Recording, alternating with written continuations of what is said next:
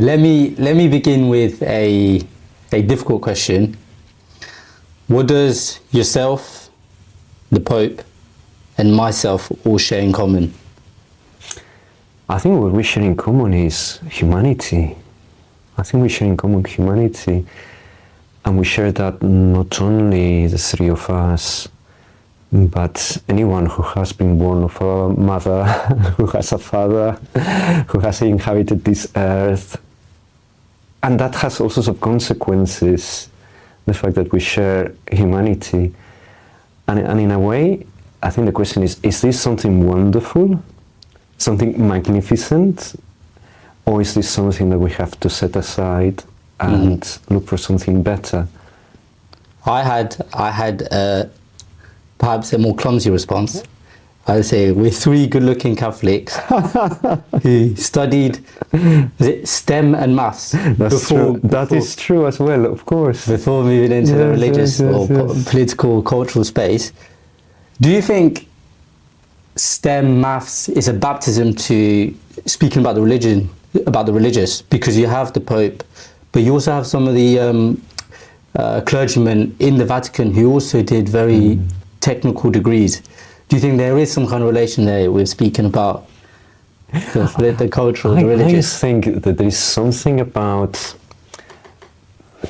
science, technology, STEM that helps maybe people to be more concise and want to be precise about the things they are talking about, which is helpful. I think we have also many people in the church who come from humanities background, and that has its own virtues. But I think someone who comes from a technical background tends to be more concise and more precise. And maybe that is something that people appreciate. And so do you think, especially when it comes, as we're here today, about the encyclical and about AI, do you think there is a humanities aspect to combating the challenges that come with the problems of AI? Because you hear, especially the Anthropic co-founder, who was sat on a panel with the Pope, and he mentioned that there is a technical challenge, but there is also the moral challenge that the Catholic Church, the Pope, can bring along, can aim to solve, and only they themselves really are in a position to do so. What challenges do you see with the onset of AI as it exists today? I know you have a technical background yourself, but even just on a humanitarian level, what do you see as the main? I think one of the main challenges is that AI is a technology which is going to make a huge impact in the way we go about, the way we live, we work. And it's been developed not by the state, not by a university or universities, but it's developed by technological companies. It's something that's going to change the way that we live. It's not just a little add-on, but it's going to change the way that we live. And yet the control of that development is not under the umbrella of the state or an educational umbrella. So it is quite unique if you think of other developments. I can make some comparisons with the internet. For me, that has a risk, which is if people who are in the technology world, they're just tech bros, if they're just people who they love technology, they want to explore it, but they're not asking the deeper questions, then we have a risk. And I think one of the founders of Anthropic, the one who was, that is called Ola, Christopher Ola, he was talking in the same panel as the Pope. I think he has recognized that. He knows about technology, but there's some issues here which are not about the efficiency of the technology, but they're about something which is more profound, and he hasn't been trained into philosophy, theology, ethics, so he's not sure how to answer them. And I think he's reaching out, and he's reaching out to not only the Catholic Church, other religious leaders, and trying to reach out to have the right dialogue. And we have to see what is the right forum for this dialogue. And I think this is going to be a key thing. But how are you how can you be so confident that it's so different to, like, as you mentioned, the internet, or previous advances in technology, that how can you say it's so different to that? Why is it this particular technology that you see as completely different, that requires the input of the Catholic Church? Well, I think there's many issues here. I think every technology requires discernment. So every technology requires discernment how to use it. But this particular type of technology has a feature which I think makes it a bit different from just the internet or the television, which is we have developed a technology that feels like human. Right. Yeah. We interact with it, we ask questions, we get answers, Yeah. we even get the feeling of empathy. It feels like human and is autonomous, and it almost feels like it can take over us or can interact with us, and we may something imagine that it is a human, but because it's so close to a human, and this is something that the Pope says in his encyclical, I don't think people will think that this is a human being, but they may think, I don't need to interact with human beings because I can have a great 2-day conversation with AI, Claude, Gemini, ChatGPT, which gives me more than a conversation with a human. And it's that perception of something that feels like human that makes it, I think, different from other things before. Yeah, no, I've definitely heard, I mean, there's cases going up as well where people use AI to interact with a psychologist or with a therapist, even maybe, who knows, with a priest. Yes. Right? Because usually in the Catholic Church, if you have an issue, or, you know, it's well known in the Catholic Church that you go to church, you sit in one of those chambers and you confess to the priest, and the same could happen here. I mean, I could imagine the difficulty would be is they are not, the AI companies themselves have admitted that there's still, those information can be used in court or can be used, you know, to come back and bite against the individual. But yeah, no, it's definitely. And with this thing you were saying, I was recently traveling and I sat next to a person, and he's a coach. And he a was football saying, coach? Sorry, no. A person's coach. So he has people who are in management of companies, and they come to him to discuss their approach to work. So life coach, professional coach, business coach. Yeah. He was telling me that many people come to him because in the positions they're in the company, they can't talk to people about their problems, and when they go home, they don't want to talk to the wife about their problems. They don't have anyone to talk. And they go to him not because he has knowledge in the particular business, but they just need to talk to someone about the things that are making them anxious, their problems. And he said, you know, maybe in the past they went to see the priest, now they don't know, maybe they're not religious, and they come to see me. Maybe you have some people, he was telling me, they come to see you, so maybe we do the same job, he was saying.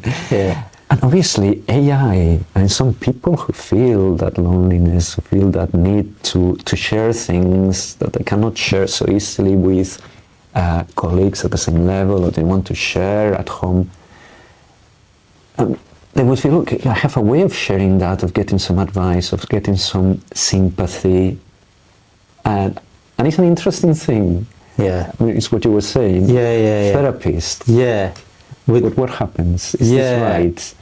I mean, even the therapists themselves, the whole practice is speaking, you know, is learning to speak, is to relieve yourself of that, or try solve that anxiety, right?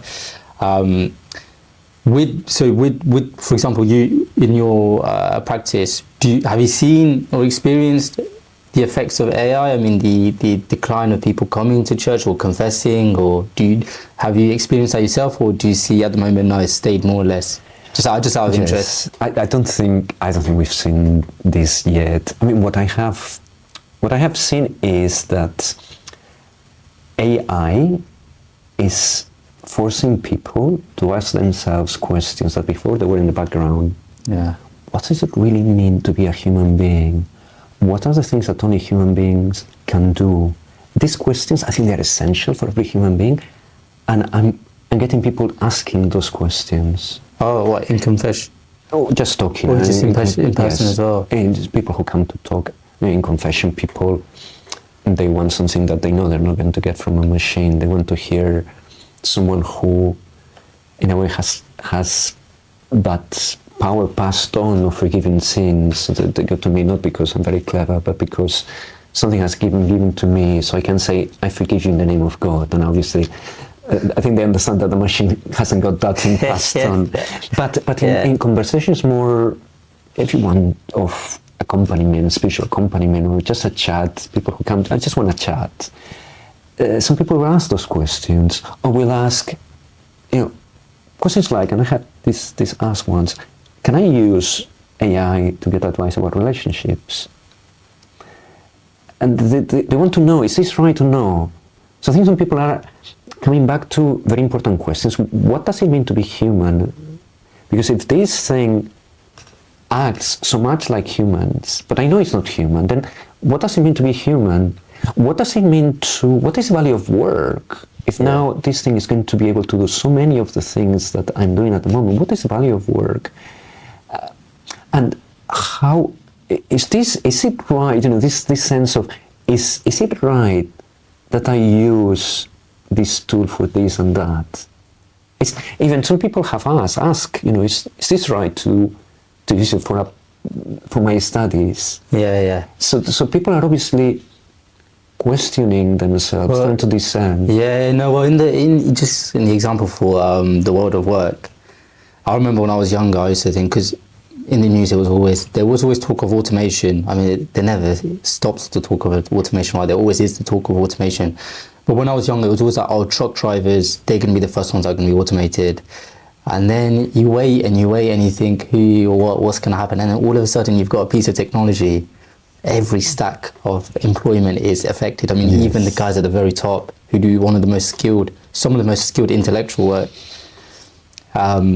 So it does go to show, like, no job. I mean, they say no job, but no job is necessarily protected at the moment.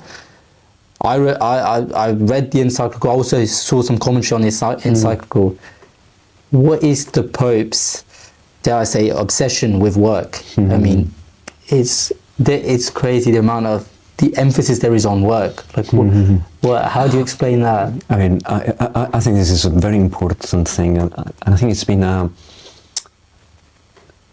development of something which is very core to Christianity, that we believe in a God that became a human being, and he spent 30 years working as a carpenter. And you think, okay, why didn't he just come fully grown, age 30, and started to preach? Spent 3 years preaching and telling the things he wanted to say. Why did he spend 30 years working? What is the point? Because there must be a point. If you believe that God did that, there must be a point. And I think what we have been discovering is that as humans, work is not something we have to do to make money, but it is in work that we develop ourselves as humans.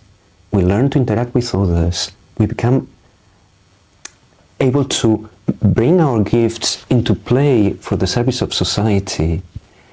That we learn to communicate, we learn to accept our limitations. So this is integral to being human, to work. It's not just about earning enough money so I can go on holidays, or I can provide for my family. That almost a human who doesn't work, it's not a human. So now, if AI is going to change work, we have to be very alert, because it may dehumanize us. We may end up in this WALL-E, the film WALL-E.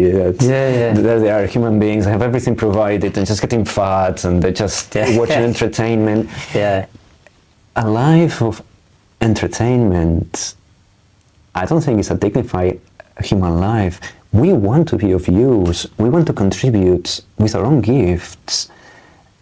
This is something very profound that we have to safeguard. And I think there's some stage that the Pope says, maybe he's paraphrasing, work is for humans, not humans for work. The question of work is not that, you know, we have to produce and be very efficient. No, work does something to us. If we lose that, we are going to lose something which is very human. And obviously, things are going to change. The type of work, the jobs are going to change. But how do we go from here to the new type of jobs? Who is going to help with the formation that the people are going to have? And what happens when we are so detached from our bodies that work becomes sort of very ethereal, very intellectualized? I was reading today an article about Galileo, a great physicist, philosopher. Of course, there's always a conflict between the church and Galileo. Yeah, he was the enemy of the church for a while, no? Yeah. I think there is a lot of black legend because he died as a Catholic. He was not executed. So it's a lot of black legend here. But Galileo, he was a man who was able to discover things because he could shape glass and make a telescope better. It wasn't just because he spent all day studying. He also had the hand ability to shape things. And it's interesting, these two things. The same with Newton. He will build his machines. Right. So I think we have to think a little bit about the fact that we are a body. You know, we are not destined just to be one day a brain on a vat. Yes. That's really interesting, because even here in the UK, it's a big issue. Like, people who do intellectual work, people who work with their hands. When I was growing up, people who work with their hands tend to earn less than those who did the intellectual work. And now you're starting to see the balance shift the other way a little bit, much to the envy, of the other lot. But no, that's really interesting how you managed to say, okay, so we're still bodies, we still need our hands and bodies to shape the mind. For me, that's almost, you could say, I mean, I know religion doesn't take a political side, but you could say that's almost on the left side of politics, right? It was Christianity, both sides have tried to claim Catholicism, Christianity. Yes. The conservatives say, we have the values we keep to order. The left say, well, we're the poor, we're looking after the poor. And so nowadays, because in the encyclical, you saw the Pope talk at length about inequality. Yeah. Would you say Catholicism is finally making a turn to the left? I think it's a very interesting question, but because it goes to the core of the problem. The problem is that the church transcends politics. Right. And I think the categories of left and right, they're not adequate to talk about religion. When the first Pope talked about social issues, which was Leo XIII, we have Leo XIV and Leo XIII. So he was 25 years ago. So Leo XIII, he was you mean the first Leo? The first one who talked about what is it that the church should say when you are in a time of social changes, right? Which is an area that really connects with politics. Because you have, sorry, I'm now going into a bit of a detour, but when you talk about ethics, I think you can distinguish between personal ethics. You shall not commit adultery, you shall not steal, you shall not lie, which are things that each one of us has to do. You have to develop the virtues, you have to be honest, you have to be hardworking. And these are things that obviously have an impact in society, but they're sort of directed to the person. We can call that personal ethics or virtue ethics. But then you have something which is social ethics, which is a bit different. Is how should, now we're not talking about the individual, how should society be organized in such a way that can point towards the common good? So it's no longer, how is it that we have to live so we can flourish as a virtuous human beings? But how is it that society has to be organized so that it can lead the people in the society to achieve their potential? But what are the structures that have to be? how should the society be organized so it can lead to the common good? So it's two different things. And for the first 19th centuries, the church especially talked about personal ethics, because society was more or less the same. There was someone in authority, someone under the authority. Those under the authority should provide for the authority and respect it. Those in authority should protect the people. And that was the interaction. But then suddenly, at the end of the 19th century, you have big change. You have the big factories, you have people who work and they're producing something, and they don't own the means of production, and they don't own the results. They get paid a salary, and they're very removed from the wealth generated. And so the Pope Leo XIII, he wanted to say, well, can the church say something about this? And what he realized is that the church has to provide principles, because some things were starting to go wrong. You started to have totalitarian ideas in people, Marxism, anarchism, but also what you had was other people who were making a lot of money, who were owning the factories, and they were getting a wealth for themselves. So the church realized, well, wait a minute, we have to make sure that neither of these extremes go too far, because it's going to be a disaster. And for example, in the issue of private property, can people have private property? And the church says, yes, but. Yes, you can have private property, but in the end, what you own is not just for you. It's so that everyone can benefit, so it's not an absolute right. If you have all the apples in town and the people around, they're dying, you have a responsibility to feed them. So yes, you can have the property, it can be yours, but eventually those things are for you to provide for the people. So the church tried to keep a balance between the extremes. Now, sometimes people look at the church from one angle or the other. Oh, well, the church has said the migrants are important, must be left wing. Oh, the church says private property should be respected, right wing. Yeah. And I think, I don't think it fits in the categories. I don't think it does. The church has said liberalism, which is unrestrained, is not good. Because it's talking against some ideas, liberal right-wing ideas. Yeah. But obviously it has said a system where people cannot develop their own inventiveness, they are forced to do the same, that's also not good. So you can say, well, the church is obviously talking against communism. So the question is complicated. The church is not trying to do politics, but it's trying to show the limits. Yeah. And then telling people, look, within the limits, have your own ideas. It's down to you. The church is not wanted to tell people they have to go to this party. It's wanted to show the limits. And it's for people to resolve them, not for the church. Right. And I think this is a very important thing. And the Pope is really saying that as well. Look, these are some ideas so that we don't fall beyond the limits that will destroy humanity. But the actual solutions, this is something we have to develop together, especially by the people who work in these things. Yeah. So would you say now, okay, that's interesting. So would you say now there is a political no-go zone that the church, actively advocates for? Says like, okay, this is definitely what we are. We do not have they said that in any way? I think there's a few things that the Pope says here. Yeah. And the church has been very much against nuclear weapons, right? And it has been repeated in the encyclical, and the Pope has said it a few times. The church is getting their stance on war.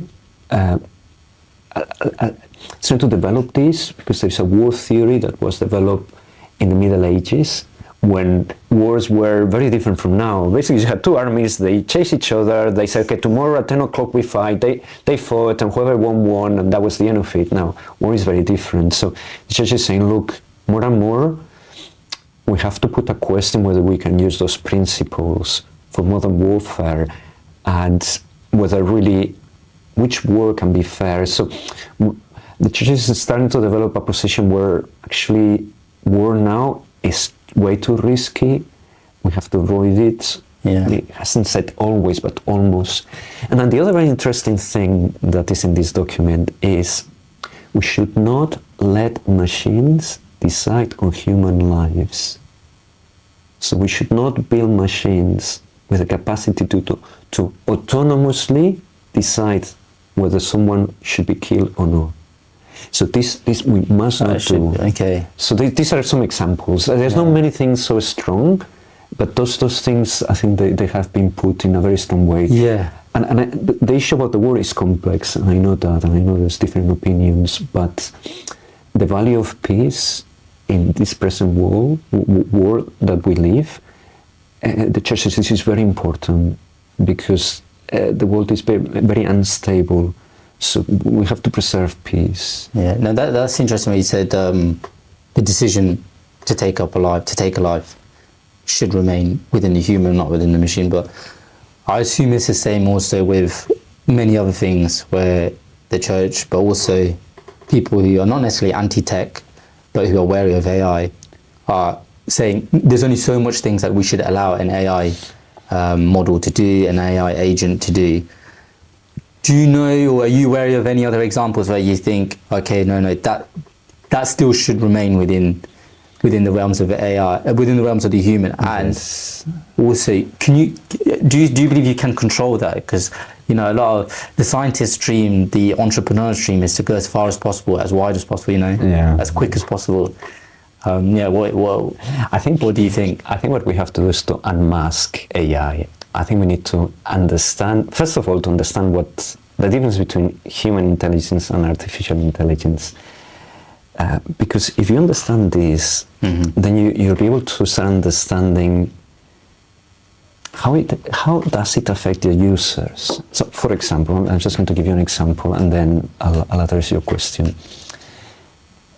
For us, intelligence is a faculty that connects to everything in us.